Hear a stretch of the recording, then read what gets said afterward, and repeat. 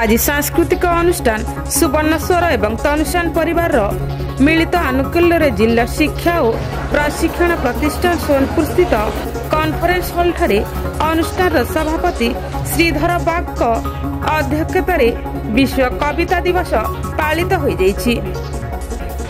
सरस्वती सम्मान रे सम्मानित पद्मभूषण कवि रमाकांत रथंक प्रति समर्पित ए विश्व कविता दिवस उत्सव मुख्य अतिथि भाव डॉक्टर इतिश्री दास अध्यापिका सोनपुर महाविद्यालय जोग देइथा बेले विशिष्ट साहित्यिक और गवेषक सुदाम नायक मुख्य वक्ता भाव जोग देई कवि रमाकांत रथंक जीवनी एवं ओडिया साहित्य जगत को तांकर अवदान विषय रे आलोचना करथिले।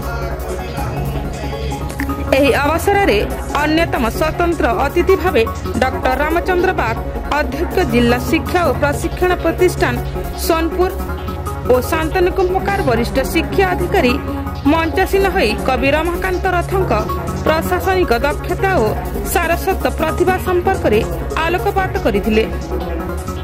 सभा आरंभ रे कवि फोटोचित्र रे पुष्पमाल्यार्पण पर दिवंगत कवि उद्देश्य 2 मिनिट नीरव प्रार्थना करा जायथिला।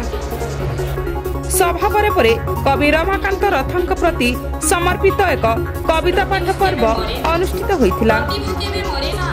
एथिरे कवि श्रीधर बाग अनुदित कोसली श्री राधार कविता गुड़ी को कवि लक्ष्मीनारायण साहू संयोजन रे आवृत्ति करथिले कवि रंजिता पंडा डॉक्टर इतिश्री दास सस्मिता मेहर संतोषिनी नायक स्वर्णप्रभा महापात्र स्वप्ना शर्मिष्ठा मिश्र संतोषिनी नंद श्रीधर बाग भार्जन प्रधान रंजू अमार लक्ष्मीनारायण साहू सुब्रत कुमार पंडा एवं दोलगोविंद पंडा। एही अवसर में समस्त कवि श्रीधर बाग निज कोसली अनुवाद पुस्तकर गोटे लेखाएं कॉपी और उत्तरीय प्रत्येक कवि को उपहार स्वरूप भेटी दे समर्थित करथिले। अनुष्ठान समस्त गुरु छात्र छात्री उपस्थित रहिथिबा बेले कार्यक्रम को सफल करिबारे वरिष्ठ शिक्षक प्रशिक्षक अक्षय बेरिया सस्मिता देहरी प्रहलाद पिसी रीता ग्लोरिया एक्का नवीन बाग सुशांत भोई एवं रामजी माझी प्रमुख सहयोग करथिले। शेषरे संतोषिनी नंद धन्यवाद अर्पण करथिले। ब्यूरो रिपोर्ट तनुषान टीवी।